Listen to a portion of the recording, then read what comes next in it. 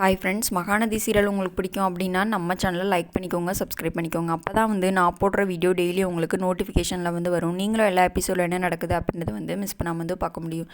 சரி வாங்க ஃப்ரெண்ட்ஸ், இன்றைக்கி மகாநதி சீரியலில் என்ன நடக்குதுன்னு பார்த்துலாமா? வாங்க பார்க்கலாம்.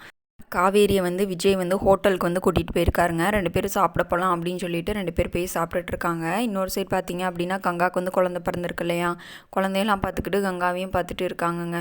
ஆனால் நம்ம விஜயும் நிவினும் என்ன பண்ணுறாங்கன்னா, அந்த ராகவ் பின்னாடியே சுற்றி அவனை அடித்து கேள்வி கேட்குறாங்க. உண்மையாகவே அவனை யார் இதை பண்ண சொன்னது அப்படின்னு சொல்லும்போது, இல்லை இது நான் பண்ணல, எங்கள் அப்பா சொல்லி தான் நான் பண்ணினேன் அப்படின்னு சொல்லி அந்த பையன் சொல்லிவிட்டு அங்கேருந்து போயிடுறாங்க.